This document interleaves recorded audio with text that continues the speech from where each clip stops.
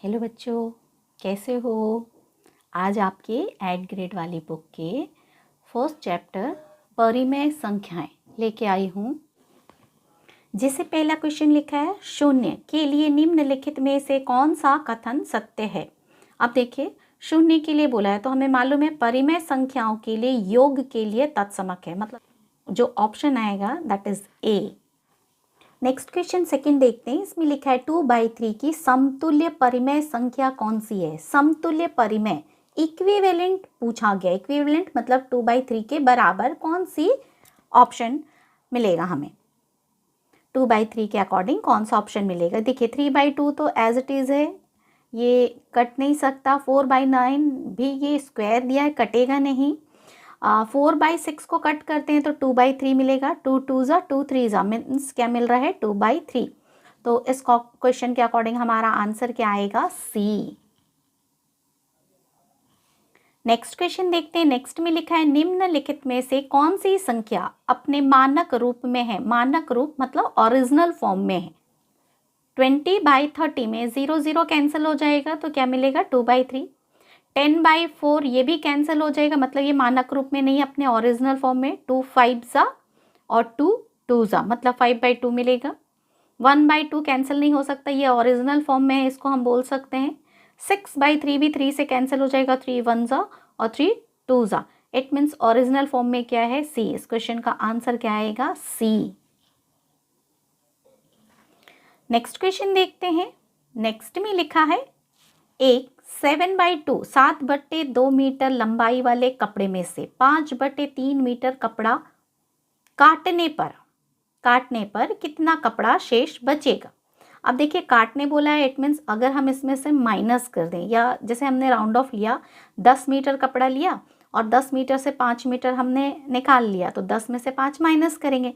वैसे ये फ्रैक्शन में दिया गया है तो इसको भी हम माइनस करके ही निकालेंगे। अब हम कैसे माइनस करेंगे, देखिए 7/2 माइनस 5/3 लिखा है यहाँ पर। 3 और 2 का एलसीएम निकालेंगे। एलसीएम निकालने की मेथड ये है, लेकिन ये एलसीएम नहीं निकलेगा। क्यों? क्योंकि 2 के टेबल से डिवाइड होगा और 3 भी अपने टेबल से डिवाइड होगा। ऐसे कंडीशन में हम इन दोनों का मल्टीप्लीकेशन करते हैं, तो 2 और 3 का मल्टीप्लीकेशन क्या मिल गया हमें, 6। ये हमने 6 लिख दिया, मतलब 2 और 3 का एलसीएम 6 निकला है। अब जो डिनोमिनेटर दिया गया है 2 से 6 को क्या करेंगे, डिवाइड करेंगे। डिवाइड करने से हमें 3 मिल रहा है। 2 3 ज़ा 6। 3 को 7 से मल्टीप्लाई किए 21। अब सेम कंडीशन यहाँ भी फॉलो होगी। 3 से 6 में डिवाइड किए 2 2 5 ज़ा 10।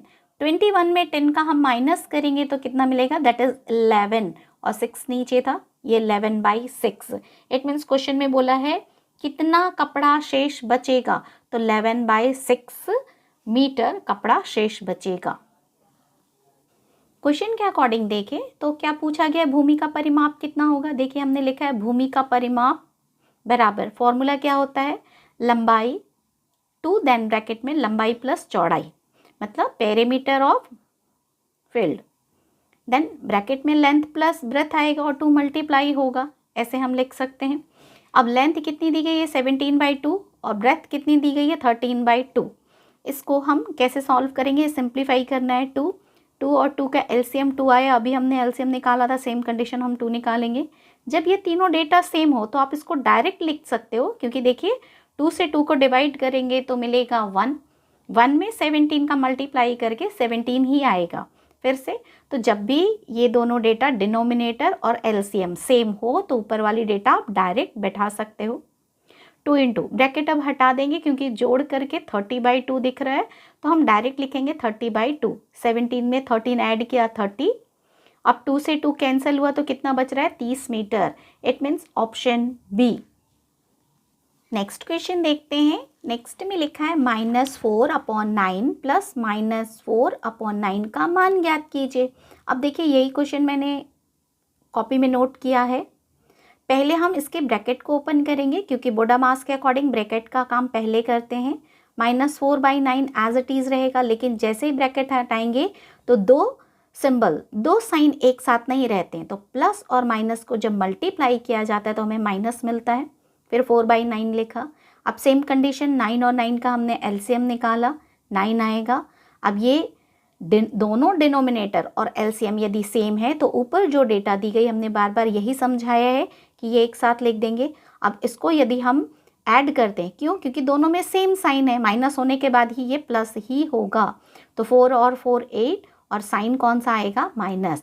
तो हम इसको कैसे लिख सकते हैं? -8/9। यहाँ बोला गया है मान ज्ञात कीजिए, तो इसका आंसर क्या है? -8/9। नेक्स्ट क्वेश्चन देखते हैं। क्वेश्चन नंबर 7, सरल कीजिए। 3/7 इंटू 28/15 डिवाइडेड बाई 14/5। इसमें भी बोडामास ही यूज़ करना है आपको। अब देखिए क्वेश्चन में बोडामास के अकॉर्डिंग सबसे पहले हमें किसका काम करना पड़ेगा? डिवीज़न का। तो पहले तो मैंने क्वेश्चन नोट किया है। अब देखिए 3/7 इंटू 28/15 लिखा। डिवीज़न को जब हम मल्टीप्लिकेशन में कन्वर्ट करेंगे तो जस्ट इसके बाद वाली डेटा पलट जाती है। पहले ये था 14/5, अब ये यहाँ पर कितना लिखा है हमने? 5/14। जब भी डिवीज़न का साइन मल्टीप्लिकेशन में कन्वर्ट होगा उसके राइट हैंड साइड वाली डिजिट पलट जाएगी।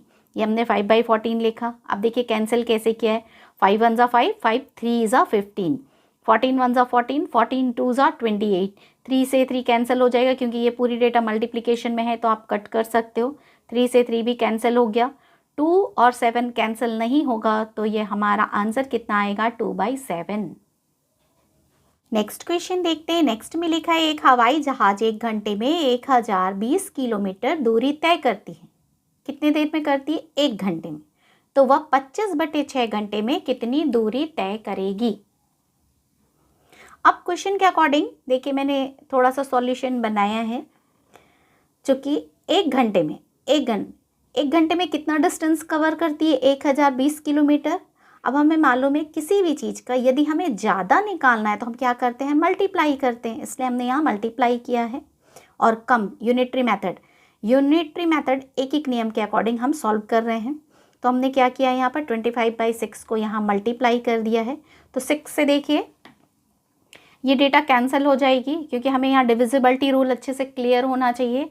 ये 2 से भी डिवाइड हो रहा है और 3 से भी, तो एक बार में हम 6 से डिवाइड कर सकते हैं। 6 1 6, 4 बच रहा है। 42 6 7 42 और ये 0, मतलब 170 को 25 से मल्टीप्लाई करेंगे तो हमारा आंसर कितना मिल रहा है? 4250।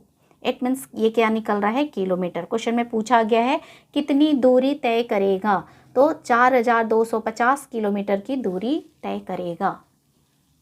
नेक्स्ट क्वेश्चन देखते हैं। नेक्स्ट में लिखा है वितरकता के उपयोग से निम्नलिखित का मान ज्ञात कीजिए। क्वेश्चन क्या दिया है? 6/5 इंटू -3/12 ब्रैकेट में है। फिर पूरे को एक ब्रैकेट में कर्ली ब्रैकेट में क्लोज किया गया है, प्लस नेक्स्ट ब्रैकेट ओपन करके 6/5 इंटू 5/12 फिर ब्रैकेट क्लोज है। अब इसको हम सॉल्व कैसे करेंगे? वितरकता के नियम के अकॉर्डिंग।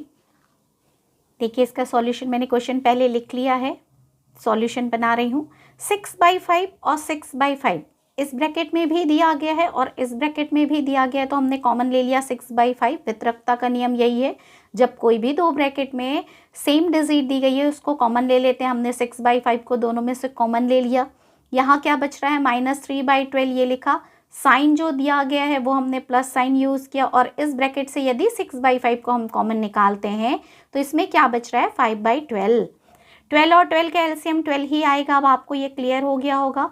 अब ये डेटा सेम है तो हम जो डेटा ऊपर लिखे हैं उसको विदाउट मल्टीप्लिकेशन विदाउट डिवीजन हम डायरेक्ट लिख सकते हैं, -3 + 5। अब ब्रैकेट हम ओपन कर लेंगे क्योंकि ओरली दिख रहा है कि 2/12 आएगा। 6/5 ब्रैकेट हटाएंगे तो कौन सा साइन यहाँ आएगा? मल्टीप्लिकेशन। इसको जब हम सॉल्व करेंगे बड़े के आगे जो साइन था वो लगाया। दोनों में अपोजिट साइन होने के कारण 5 में से 3 माइनस किए 2/12। 2 से 12 कटा 6, 2 6 12, 6 से 6 कैंसिल हो गया तो कितना मिल रहा है हमें? 1/5। इस क्वेश्चन के अकॉर्डिंग जो आंसर आएगा दैट इज 1/5। नेक्स्ट क्वेश्चन देखते हैं। नेक्स्ट में लिखा है यदि एक 143/2 मीटर लंबे तार को बराबर बराबर लंबाई के 26 टुकड़ों में बांटा जाए तो प्रत्येक टुकड़े की लंबाई क्या होगी? अब देखिए क्वेश्चन के अकॉर्डिंग यदि हम देखें तो हमने क्या लिया है? प्रत्येक टुकड़े की लंबाई क्या होगी पूछा है, तो length of each piece equals to जो दिया गया है, पहले कितना दिया गया है, लंबे तार मतलब लेंथ ऑफ वायर कितनी दी गई है वो हम लिखेंगे, अपॉन में लिखेंगे कितने पीस में डिवाइड करना है, नंबर ऑफ पीसेस। तो लेंथ ऑफ वायर कितना दिया गया, दैट इज 143/2 और नंबर ऑफ पीस कितना है 26 टुकड़े, ये लिखा। अब इसको हम ऐसे लिख सकते हैं 26/1। अब इसमें कैलकुलेशन थोड़ा टफ पड़ेगा, इसको हम इस फॉर्म में भी लिख सकते हैं, 143/2 लिखा है और 26/1 पलट के कितना हो जाएगा 1/26, क्योंकि ये 26 से डिवाइड हो रहा है, डिवाइड का रूल है मल्टीप्लिकेशन में लिखना, और जो फॉर्म दिया गया है उसको अपन पलट सकते हैं। अब देखिए ये जो डेटा दी गई है ये 13 से डिविजिबल है, 13 2 ज़ा 26, 13 1 ज़ा 13 1 ज़ा, क्योंकि ये 3 है 11। अब ये डिवाइड करके यदि देखें तो कितना मिल रहा है 11/4, या इसको फ्रैक्शन में ही रख सकते हैं या कन्वर्ट कर सकते हैं पॉइंट में।